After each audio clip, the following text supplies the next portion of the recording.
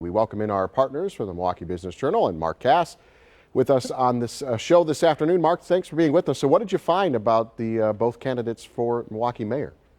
Really found, probably not surprisingly, that a majority of the money from this community is going into the current mayor's war chest, and that is Mayor Johnson. He's got a lot of support among the real estate community, a lot of support among lawyers and other people. He's really, he's been in office for a while, has a lot of support as compared to the former alderman, and, maybe a smaller owners, kind of smaller shops, maybe some of the fuel stations, but a majority of the money is really going behind him. And, really a lot of eyes on this race, Tom. It's the first time in 20 years that we're going to elect a new mayor.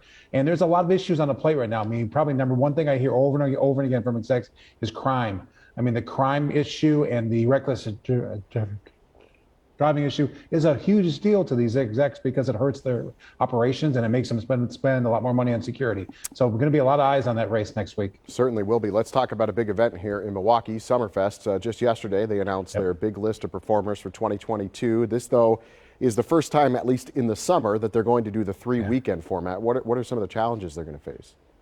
Probably number one challenge for them is going to be the number one challenge everyone has right now. And really, that's staffing. How are they going to hire hundreds and hundreds of employees to work that festival and really try to make it work? They had that issue last fall, remember, in September. It'll be a little bit easier this year because obviously they'll be able to use some of the students and others who are off in the summertime, but still going to be very hard knowing how many restaurants are short employees right now. I'm not sure how they're going to find those employees. And then also the whole issue of supply chain, just to make sure they have all the soda and all the beer, all the hot dogs. That's a big issue right now for restaurants. It's going to be a huge deal for them. So I think they have a lot of work ahead of them right now. Yeah, and you mentioned that, and we just got an email today actually from Milwaukee World Festival saying there is a job fair this weekend from 10 to 1 at the Summerfest grounds. So if somebody's out there listening to this and they might be looking for a job, that's somewhere they can go. Speaking of more jobs that'll be here in the Milwaukee area, JETBLUE started their daily service to Boston and New York. That's got to be important for the airport as well.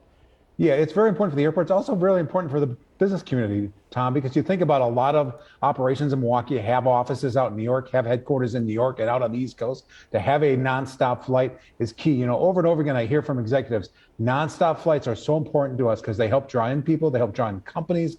And the more we have of these, and here's what I think is going to happen. Once you have one airline start a route like this, you're going to see other airlines kind of look at the success of that route and hopefully add them in. Because if you remember, 4 or 5 years ago, we actually had quite a few nonstops out to the East Coast. We really have very few right now, and it's a great thing to add on. So I think you're going to see that grow.